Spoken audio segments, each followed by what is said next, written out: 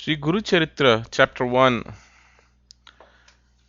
As long as we do not realize the Supreme Self, the universe looks frightening as a snake that is illusory projected onto a rope in darkness. The moment the Self is realized, the illusory nature of the phenomenal universe is experienced. Let us bow to the Guru, who is the reality of the nature of reality. Awareness, bliss. The non-dual reality which manifests itself as the many to the erring intellect, but which is realized to be one, is indeed the Parabrahman, and Lord Datta is it, the one who, in his mercy, manifested himself as Lord Datta, the son of sage Atri and Anusuya, to enable his devotees, Kartavirya Arjuna and King Yadu, to realize the self.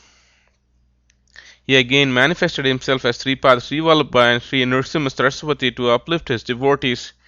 Even now, he responds to the call of his loving mortals at the confluence of rivers Krishna and Bhima and has been perpetuating his mission. The one self who manifested himself as the multiple universe and entered its form is Lord Datta himself. He can be realized through jnana or knowledge. Those who transcend the duality of likes and dislikes born of sensory experiences of objects through the power of discrimination get liberated from the stranglehold of ignorance.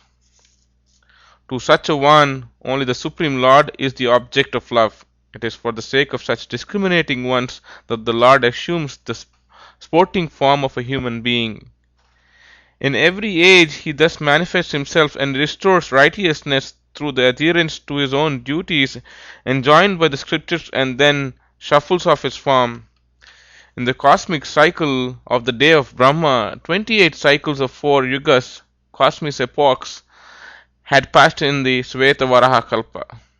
Having known that even the cosmic deities become unresponsive in this wicked age of Kali, he again manifested himself. He exists in the subtle form of a renunciate sage, manifesting his miraculous and divine sport at the confluence of the rivers Krishna and Amaraja. The glory of this manifestation of the divine is undescribable. Even at the moment of his birth, he uttered the mystic syllable Om, and by the mere touch of his hand, he transmuted iron into gold. Even before he learned the alphabet, he taught the Vedas to his disciples and expounded the Vedanta to his parents in his childhood. Even at that young age, he visited the holy places of pilgrimage, practiced yoga, and restored the tradition of renunciation to its pristine purity by his own practice. He cured the intestinal illness of his devotee by making him partake of the very food which is prohibited to such by medical science. He transformed a tongueless man into an elegant expounder of wisdom. He terminated the poverty of a Brahmin by his mere blessing, and he enabled him to visit 3 holy places in the wink of an eye. He revived the dead, made a barren cow yield milk. He conferred the vision of his cosmic form on his devotee, Trivikrama, and humbled the pride of the learned. He made the devotee of the low caste recite the Veda by his mere blessing. He terminated the widowhood of a lady and expounded the subtleties of Karma Yoga to a devotee. He made a withered twig grow into a tree and blessed a barren woman with offspring by his mere look. He cured one of leprosy. He presented himself in 8 forms simultaneously at the houses of his 8 devotees on the holy day of Deepavali, the festival of lights. He transformed a farm that was prematurely harvested into one of plentiful yield. He performed and has been performing such miracles. It may be possible to count the stars in the sky, the grains of sand on earth, and the drops of water in the ocean, but not the infinite divine attributes of the Lord. Though he is the spirit without any form, he miraculously assumes a form and enters his devotee's heart through the gateway of his hearing and cleans his heart and liberates him in his very life from ignorance. The devotee who has transcended the dualism of joy and sorrow, whether he is free from his body or not, will surely attain perfection the moment he works out the store of his karma called prarabdha. This is a truth which cannot be understood by those who do not bask in the association with the will, and who are thus blinded by the force of their infatuation and preoccupation with sensory pleasures. Those who lead their life accordingly to the form of righteousness that is enjoined by scriptures in accordance with their innate tendency, and those who have faith and devotion in the deities and saints, those who thus ever live in the light of their discrimination, are free from the false sense of agency in actions and free from craving for the fruits of their actions, are true renunciates who attain both divine security in life and liberation afterwards. Having listened to such a noble and glorious account of the manifestation of Sriguru, a Brahmin by name Namadharaka Sharma, who disillusioned with the cravings of mundane existence, ever lived, devoting all his life to the contemplation and glorification of the noble qualities of the Guru, arrived at the confluence of river Bhima and Amaraja. Thereby he realized the Lord. With the single object of directly contacting the divine self of the Guru, he worshipped Lord Ganeshwara in order to ward off impediments in the endeavor, and Goddess Saraswati in order to obtain right knowledge. Then he at last succeeded in achieving his object by glorifying the Guru, who reached out to him in the form of the story of his divine sport, recounted by a living human form. Namdharaka glorified the divinity of Sri Guru thus: "O all-knowing one, don't you know me? O witness of the whole universe, don't you see me? O all-pervading one, don't you hear my cry? Or, even though you have heard me, do you choose to ignore me? If you know what I am, why does my despair still persist? If you have listened to my cries, why does my misery persist? In case you ignore me, is it proper for you to ignore your devotees? Is it not proper for you to mean that I should resort to some other deity, for you are the one spirit and lord of all deities?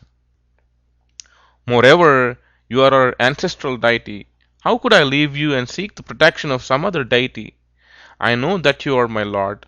Or, you being the supreme, do you ignore me, because I am but one among thy myriad creatures? Just as the king is known to all his subjects, but he does not know every one of them individually. This may be possible in the case of a little knowing mortal of a king, but it cannot be so in your case, for, O Lord, you are all-knowing. If you say that you would grace me in return for my service, or through offerings of charity, it is not proper. He who does good only in return for some service cannot be a true giver. Such a one is indeed a selfish giver. Just as the sun affords light, the Lord of clouds showers rain without expecting any return. You have bestowed your grace on sage Dhruva and Vibhishana, and bestowed the highest spiritual state on them. In a similar fashion, may you bestow on me your blessed vision. The 9 types of treasure and the 8 supernatural powers are your servants.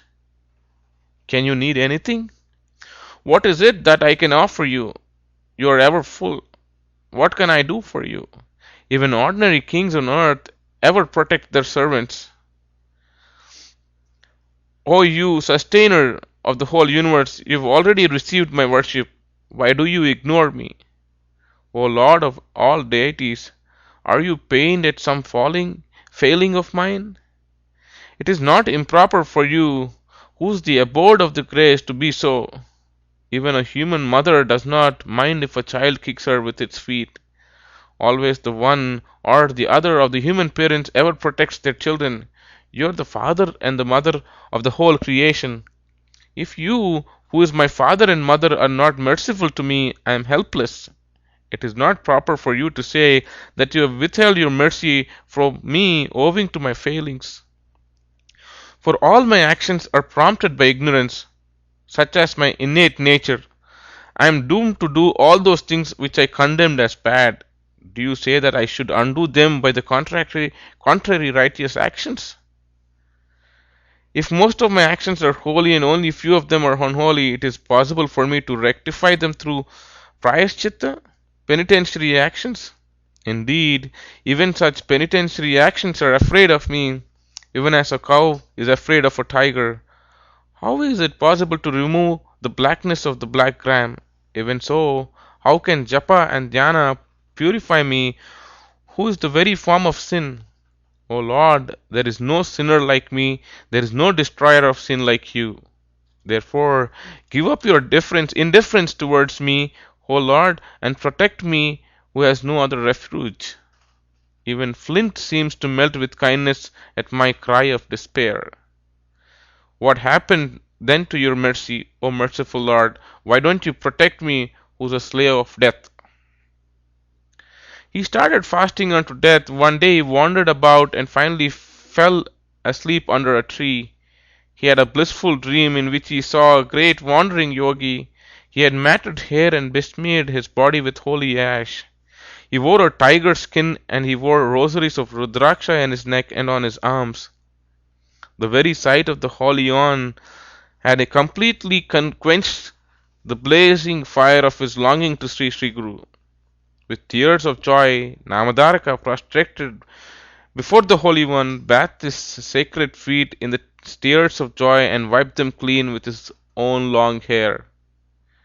The yogi raised him up, blessed him by keeping his hand on Namadaraka's head, and put holy ash on the latter's forehead.